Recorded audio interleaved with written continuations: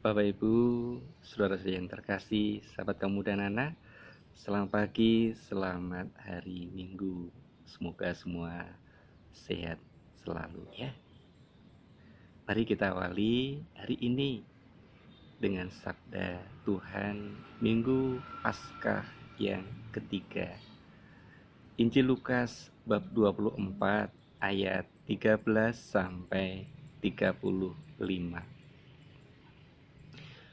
Pada hari pertama dalam pekan itu, dua orang murid Yesus pergi ke sebuah desa bernama Emmaus yang terletak kira-kira 11 km dari Yerusalem, dan mereka bercakap-cakap tentang segala sesuatu yang telah terjadi.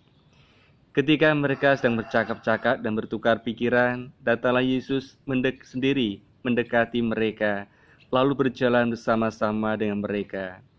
Tetapi ada sesuatu yang menghalangi mata mereka, sehingga mereka tidak dapat mengenali Dia. Yesus berkata kepada mereka, "Apakah yang kamu percakapkan sementara kamu berjalan?" Lalu berhentilah mereka dengan muka muram. Seorang dari mereka namanya Kleopas menjawabnya, "Apakah engkau satu-satunya orang asing di Yerusalem yang tidak tahu apa yang terjadi di situ pada hari-hari ini?" Katanya kepada mereka, "Apakah itu?" Jawab mereka, "Apa yang terjadi dengan Yesus orang Nazaret? Dia adalah seorang nabi yang berkuasa dalam pekerjaan dan perkataan di hadapan Allah, di depan seluruh bangsa kami. Tetapi imam kepala dan pemimpin kami telah menyerahkan dia untuk dihukum mati, dan mereka telah menyalibkannya. Padahal kami dahulu mengharapkan bahwa dia yang akan membebaskan bangsa Israel. Sementara itu telah lewat 3 hari sejak semuanya terjadi, tetapi beberapa perempuan dari kalangan kami telah mengejutkan kami. Pagi-pagi buta mereka telah pergi ke kubur dan tidak menemukan jenazahnya. Lalu mereka datang dengan berita bahwa telah kelihatan kepada mereka malaikat-malaikat yang mengatakan bahwa Yesus hidup. Beberapa teman kami pun telah pergi kubur itu dan mendapati sama seperti yang dikatakan perempuan-perempuan itu, tetapi Yesus sendiri tidak mereka lihat. Lalu Yesus berkata pada mereka, kamu orang bodoh, betapa lambannya hatimu untuk percayai segala sesuatu yang telah dikatakan para nabi. Bukankah Mesias harus menderita semuanya itu untuk masuk ke dalam kemuliaannya?" Lalu ia menjelaskan pada mereka apa yang tertulis tentang dia dalam seluruh kitab suci, mulai dari kitab-kitab Musa dan segala kitab nabi-nabi. Mereka mendekati desa yang mereka tuju, lalu ia berbuat seolah-olah tidak meneruskan perjalanannya. Tetapi mereka sangat mendesaknya, "Tinggallah bersama-sama dengan kami, sebab hari telah menjelang malam dan matahari hampir terbenam." Lalu masuklah ia untuk tinggal bersama-sama dengan mereka.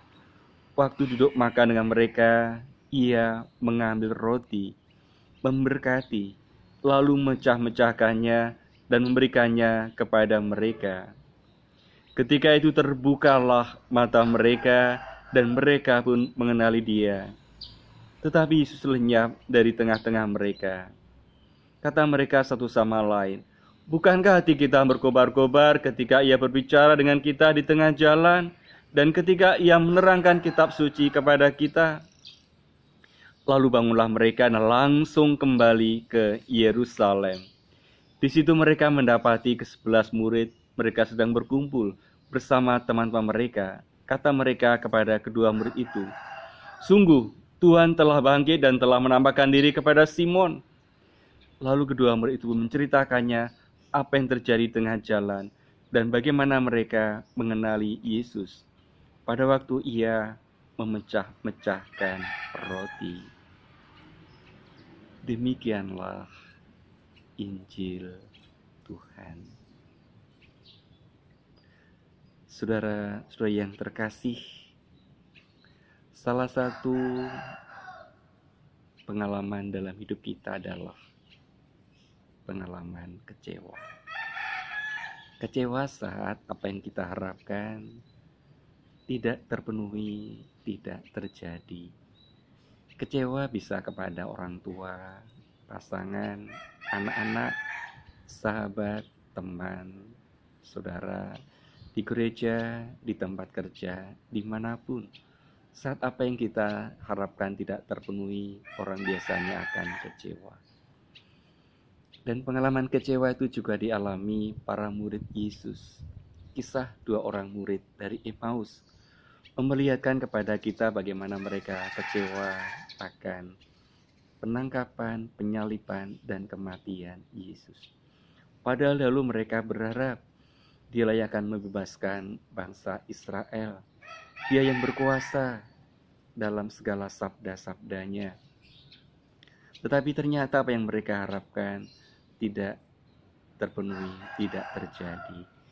Yesus dihukum mati, pergi, dan bagi mereka sepertinya tidak kembali. Lalu dalam kekecewaan itu mereka ingin pulang ke kampung halamannya, ke Emmaus. Buat apa tetap tinggal di Yerusalem kalau Tuhan yang diimani diikuti telah mati, telah pergi, dan gak akan kembali. Maka pulanglah mereka sebagai orang yang kecewa. Ini bukan pulang liburan, bukan pulang mudik, tetapi pulang orang yang kecewa. Tetapi bagaimana cara dan kuasa Tuhan menyertai, mendampingi mereka. Saat mereka berjalan, ternyata Tuhan hadir di tengah-tengah mereka. Tetapi karena kesedihan kedukaannya, mereka tidak mengenali bahwa itu adalah Yesus Tuhan. Mata batin mereka tertutupi. Juga sama seperti saat kita sedang berduka sedih, tidak mudah mengenali kehadiran Tuhan. Tetapi Tuhan tak menyertai dan menyapa mereka dengan segala sabdanya, bahkan menegur karena lambannya iman mereka. Meskipun sudah mengalami pewartaan dari kawan-kawannya bahwa Yesus bangkit, mereka juga belum percaya. Lalu Tuhan menjelaskan segala sesuatu apa yang terjadi, diajarkan dalam kitab suci. Ketika sampai di kampung mereka, ketika sudah senja, Tuhan seolah-olah hendak meneruskan perjalanannya. Tetapi ternyata mereka mengatakan, tinggallah, singgahlah di rumah kami. Mereka membuka pintu rumahnya, membuka hatinya akan kehadiran Tuhan untuk singgah di rumah mereka. Dan apa yang terjadi ketika mereka membuka hati, membuka rumah mereka bagi Tuhan? Di situ Yesus duduk makan dengan mereka. Ia mengambil roti, memberkati, lalu memecah-mecahkannya dan memberikannya kepada mereka. Dan itulah Ekaristi, Tuhan hadir sungguh di antara mereka. Dan karena itu mereka pun terbuka mata mereka dan mereka mengenali bahwa Dia adalah Yesus yang bangkit mulia. Lalu ketika mereka mengenali Tuhan, ternyata Tuhan telah lenyap di antara mereka dan mereka mengatakan satu sama lain, bukankah hati kita berkobar-kobar saat Ia berbicara dengan kita dengan jalan, saat Ia menerangkan kitab suci kepada kita? Mereka digelurahkan kembali semangatnya, mereka mengalami sukacita dan lalu bangun kembali langsung balik ke Yerusalem, berkumpul berjumpa dengan para murid yang lain. Di situ mereka juga mendapatkan kesaksian, sungguh Tuhan telah bangkit. Dan mereka pun juga menceritakan, berikan kesaksian bagaimana mereka mengenali Yesus saat mereka di tengah jalan dan bagaimana Tuhan dikenali saat Ia memecah-mecahkan roti di antara mereka. Orang kita bisa kecewa, bisa berduka, bisa sedih. Tapi kalau kita bertekun dalam sabda Tuhan dalam Ekaristi, harapan, kelegaan, kekuatan, kesegaran, sukacita akan selalu kita alami. Maka mari jangan pernah meninggalkan sabda Tuhan dan merayakan Ekaristi.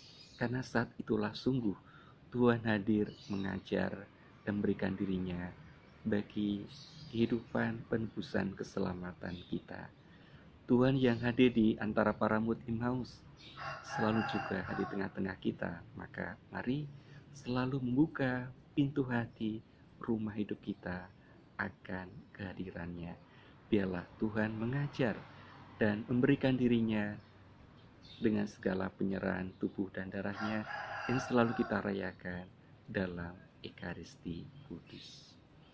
Kemuliaan kepada Bapa dan Putra dan Roh Kudus, seperti pada permulaan, sekarang, selalu, dan sepanjang segala masa. Amin. Tuhan, semoga sabda dan Ekaristi selalu menjadi kekuatan kami, meneguhkan, menguatkan, membuka mata batin kami untuk selalu mengalami kehadiran-Mu. Kami berdoa untuk Ibu Anna Marlina Rusli yang ke-4 tahun yang lalu Engkau berkenan memanggilnya. Terimalah ia dalam sukacita surgawi, ampunilah dosa-dosanya, teguhkanlah segenap keluarga tinggalkan, tetap setia berbakti kepadamu. Kami berdoa juga untuk seorang anak muda dan seorang ibu yang merayakan ulang tahunnya. Semoga berkat-Mu senantiasa menyertai, berikan damai, sejahtera, sukacita. Pula seorang anak yang sedang sakit, ulurkanlah dan sampaikanlah sabda-Mu yang meneguhkan, menyembuhkan, untuk mengalami kelegaan, kesegaran kembali.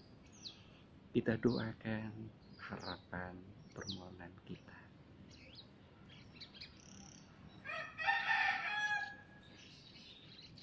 Tuhan, semoga hati kami selalu terbuka akan kehadiran-Mu, dan semoga kami percaya betapa Engkau sungguh bangkit mulia, hadir selalu menyertai hidup kami. Demi Kristus, Tuhan dan pengantara kami. Bapa kami yang ada di surga, dimuliakanlah nama-Mu, datanglah kerajaan-Mu, jadilah kehendak-Mu di atas bumi seperti dalam surga. Berilah kami rezeki pada hari ini, dan ampunilah kesalahan kami, seperti kami pun mengampuni yang bersalah kepada kami. Dan janganlah masukkan kami dalam pencobaan, tetapi bebaskanlah kami dari yang jahat. Bunda Maria, doakanlah dan lindungilah kami semua. Salam Maria, penuh rahmat, Tuhan sertamu. Terpujilah engkau di antara wanita, dan terpujilah buah tubuhmu Yesus. Santa Maria, Bunda Allah, doakanlah kami yang berdosa ini, sekarang dan waktu kami mati. Amin. Tuhan sertamu. Semoga kita sekalian, serta keluarga, anak cucu, dan setiap orang yang kita doakan, senantiasa dinaungi, dilindungi, dikuatkan, disembuhkan, dibimbing oleh berkat Allah yang Maha Kuasa, Bapa dan Putra dan Roh Kudus. Selalu kita percaya Tuhan menyertai kita.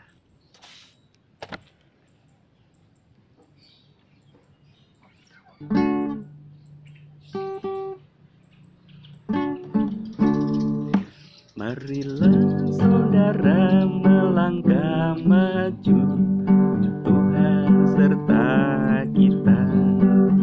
Sepanjang jalan penuh liku, Tuhan serta kita. Maju bersama, bersatulah kita, maju dalam cahaya. Maju bersama, satu harapan kita, hidup Kristus jaya. Haleluya, haleluya, hidup Kristus nan jaya. Gembira di hati, puncak dituju, Tuhan serta kita. Semangat penuh segala waktu, Tuhan serta kita. Maju bersama, bersatulah kita, maju dalam cahaya. Maju bersama, satu harapan kita, hidup Kristus jaya. Haleluya, haleluya,